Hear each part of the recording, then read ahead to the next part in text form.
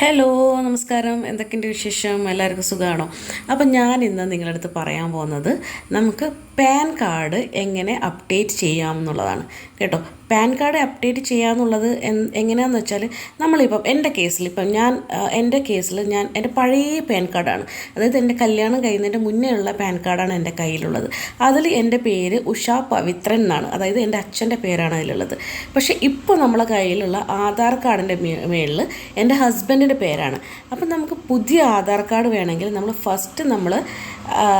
ഈ name update ചെയ്യണം. അത് കഴിഞ്ഞിട്ടാണ് ബാക്കി പ്രോസസ്സ് ചെയ്യാൻ പറ്റത്തുള്ളൂ. അപ്പോൾ ഇത് ചെയ്യണമെങ്കിൽ, നമ്മൾ നെയിം മാറ്റണമെങ്കിൽ നമ്മൾ അക്ഷയ സെൻറ്ററിൽ പോയാൽ മതി. അക്ഷയ സെൻറ്ററിൽ പോയി കഴിഞ്ഞാൽ അവരൊരു ഫോം തരും. ആ ഫോമിൽ നമ്മൾ ഫോട്ടോ ഒക്കെ വെച്ചിട്ട് നമ്മളൊരു ഗസറ്റഡ് ഓഫീസറുടെ അടുത്ത് പോയിട്ട് അവരുടെ ഒരു അറ്റസ്റ്റേഷൻ അതിൽ നിർബന്ധമാണ്.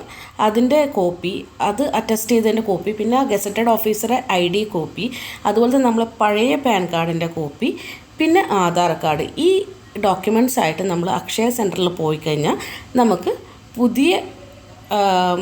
അതായത് പുതിയ പാൻ കാർഡ് നമുക്ക് അപ്ഡേറ്റ് ചെയ്തിട്ട് പുതിയ പാൻ കാർഡ് നമുക്ക് കിട്ടുന്നതായിരിക്കും. അതായത് വിത്തിൻ 20 days ആണ് അവർ പറയുന്നത്. നമുക്ക് പോസ്റ്റിൽ നമ്മളെ പാൻ കാർഡ് വരും.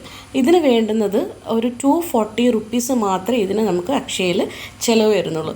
അപ്പോൾ ഇത്രയേ ഉള്ളൂ നമ്മൾ പഴയ പാൻ കാർഡ് പുതിയ പാൻ കാർഡിലേക്ക് അപ്ഡേറ്റ് ചെയ്യാൻ വേണ്ടിയിട്ടുള്ള കാര്യങ്ങൾ. അപ്പോൾ അടുത്ത വീഡിയോ കാണുന്നവരേക്കും ബൈ, സി യു.